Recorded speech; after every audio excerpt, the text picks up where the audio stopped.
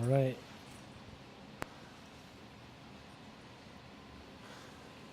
So I'm going to cut the sound and we could take a short break. But yeah, I'm pretty pleased with the way the series turned out. There's a lot of really vital information there. Oh, I think I need to turn off my overlay here.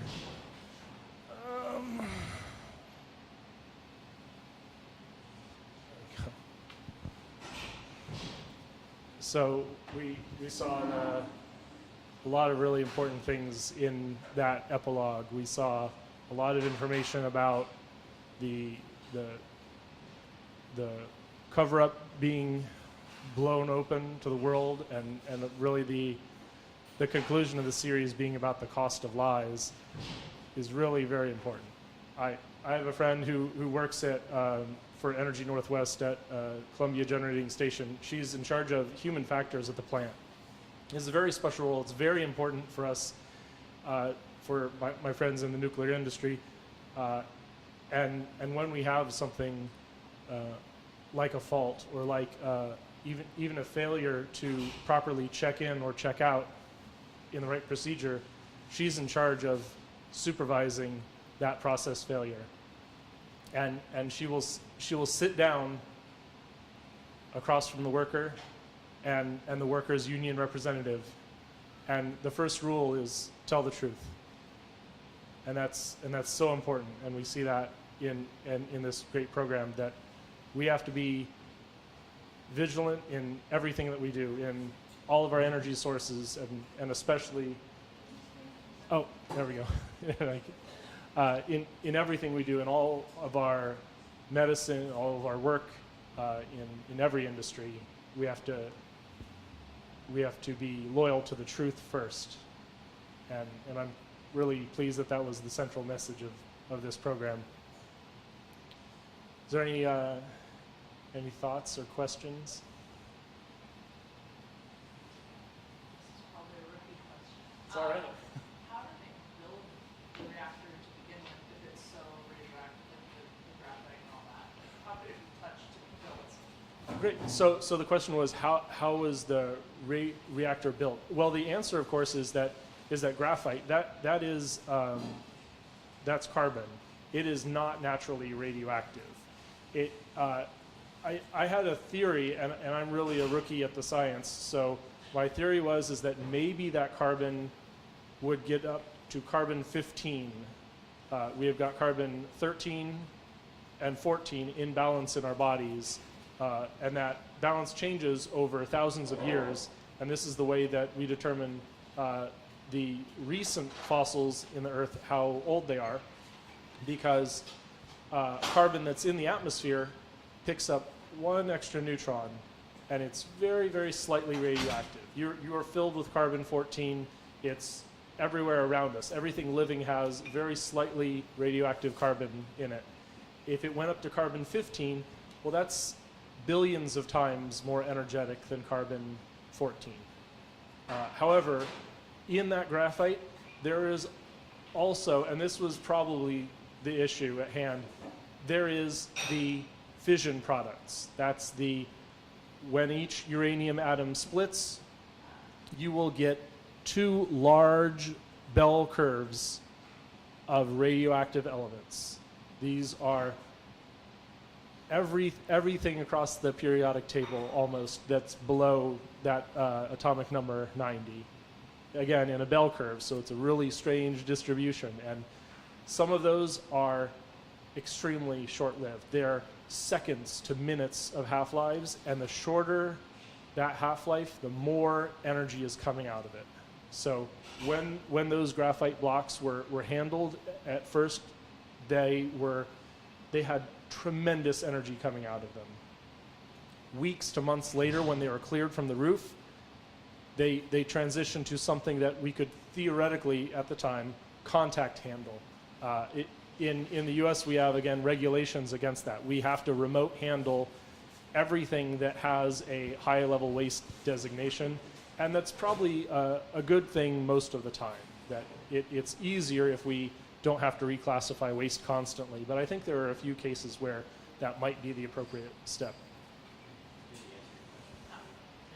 The question again was, Oh, how could they But build built it? to begin with, like, Right. so it didn't have, It didn't start radioactive and so once it was built, it took that on because of the because you turn up the power.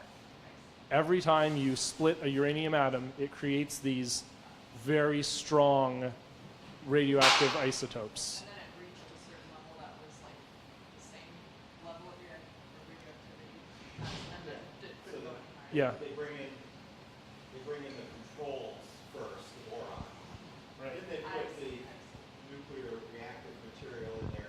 They pull the boron out, and then Seal it off. and then the stuff that is going to fission starts fissioning Right. with all the other You- little green and red parts Yeah. that create a balance. That's the basic way that they made the nuclear reactor start. Yeah. Yeah. That's called achieving criticality. And there are a couple different stages. There's subcritical, where you saw that the power level went way down, and that was every time it was headed in that downward direction, that was being subcritical. When it leveled out, that was critical. And when it spiked, that was supercritical. And at the end, when they pressed AZ5, when it achieved something, I don't agree with the writing here, it achieved something close to a nuclear explosion. And there is a very special equation and a constant involved that describes that rate of reactivity in that super or prompt critical. So Chernobyl was prompt critical. It had this rate of reactivity that put it at about 150,000th. That's 1 over 150,000 of the rate of reactivity of a bomb. So it was getting there, but it was so much lower, the nuclear part of the equation here. It was, and we saw this excellently animated. The steam knocking the cover off, and then, as in Fukushima, a hydrogen explosion. And this is the perhaps 100th of the power of Hiroshima. It blew apart that facility, and about I think it was about 5% of that reactor, the reactor core, was spread across that the 1,000 square miles of Ukraine and Belarus. The hydrogen explosion being the same one that everyone does in science in high school. Right. Where you light hydrogen on fire with oxygen. But when it goes to super steam, the hydrogen rips off from the oxygen and then has another chance to then later burn and explode. I'm going to turn this up a little so we can get more of the discussion on the stream, if that's all right. Any more questions or commentary on HBO Chernobyl? Thank you so much for showing up. It wasn't a holiday, and yet we got a full room here. It's great. I really enjoyed it, and I hope we have a chance to do a repeat viewing. We might have a chance of having some kind of encore, either organized through Seattle Friends of Fission or with the help of the AT&T store here. If you'll check us out on demand, right? Absolutely, that's a great thing. Maybe I get pretty busy during the day and in the evening, but maybe the next holiday or maybe on the weekend we could have a repeat viewing of episode 5, which was honestly this is the meat of what happened in Chernobyl. It was the accident, and this is what I've been waiting for to see from the start, was the negligence and the almost intentional catastrophe that we saw happen. Well, Oh, go ahead. Paul. Yeah. Go ahead. well, I was just going to say, it made me think of the reactor, I forget the proper name for it, that is capable, that they were able in the 70s, that they built this new reactor, new style. It's kind of like a generation today.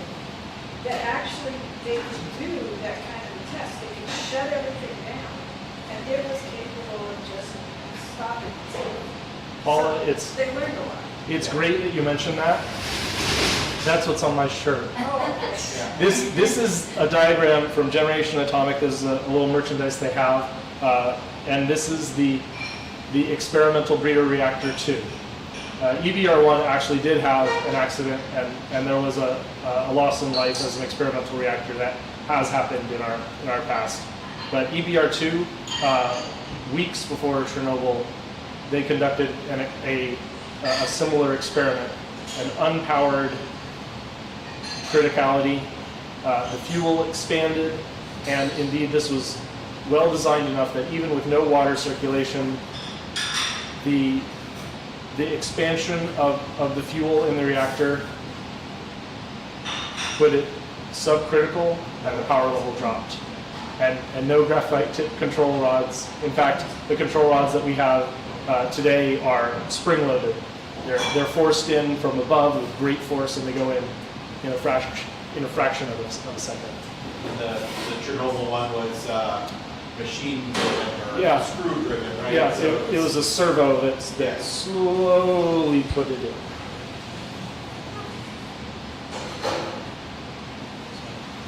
Well, and then of course the other interesting thing that Scott Montgomery, the university professor, who's given talks for us, loves to show a picture of the area around Chernobyl today, which is a Mm-hmm. natural Right. reserve with all kinds of very healthy animals. I Yep. mean, they needed to evacuate within a certain distance, just like Fukushima, they evacuated way too far because the dangerous area when you went out so far. Yeah, it's been about 60 years. That's 2 half-lives of cesium and strontium, and so it is about 1/4 as contaminated. And yet there was all of this cleanup, and there was cesium going into the root system and the plant matter in the area. So there may be forests that need to be carefully managed, but there have been people who were, again, forced to work, and we may not know how many suffered for that work, but we do know that there are also people who voluntarily inhabit the Chernobyl exclusion zone who refuse to leave. Yeah, they're talking about the industrial areas and creating a solar farm, solar arrays, and they're kind of far north to make that really a worthwhile process. At least, but like, what are you going to do with a bunch of asphalt and concrete? You could put a solar park there and make energy out of it. So I hope you'll check us out on Facebook, the Seattle Friends of Fission. We have a monthly discussion or talk given by one of our great local speakers, and I hope to see you in the future. Thanks, Carl. Thanks.